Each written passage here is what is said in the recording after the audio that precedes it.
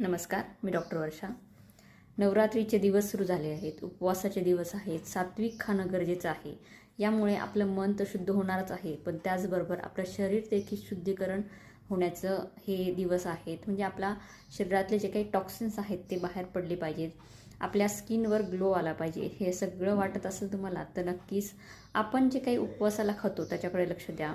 बऱ्याच वेळा घाई गडबडीत साबुदाण्याची खिचडी खाणं, त्याचबरोबर तळलेलं तेलकट तुपकट खाणं हे जास्त होतं आणि याच्यामुळं उपवास व्यवस्थित होत नाही. आपल्या शरीरामध्ये जे काही टॉक्सिन्स आहेत ते बाहेर पडण्याऐवजी कॅलरीज जास्त आत जातात आणि त्याच्यामुळं आपलं वजन वाढणं, चेहऱ्यावर तेलकटपणा येणं हे सगळं दिसून येतं. हे जर तुम्हाला कमी करायचं असं आणि आपला हा जो उपवास आहे तो व्यवस्थित व्हावा आणि त्याचे चांगले बेनिफिट्स तुम्हाला मिळावे असं जर तुम्हाला वाटत असेल आणि या 9 दिवसांमध्ये कमीत कमी 4 ते 5 किलो किंवा 9 किलोपर्यंत वजन कमी करावं असं जर तुम्हाला वाटत असेल तर नक्की खाली दिलेल्या लिंकवर क्लिक करा आणि पूर्ण व्हिडिओ पहा. याच्यामध्ये पूर्ण 9 दिवसांमध्ये आपण काय खाल्लं पाहिजे जेणेकरून आपलं पोट पण भरणार आहे आणि उपवासही आपला छान होणार आहे.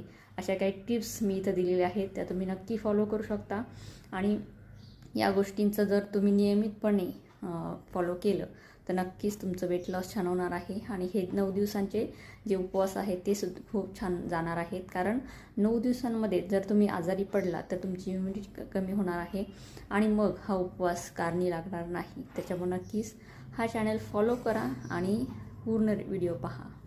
थँक्यू.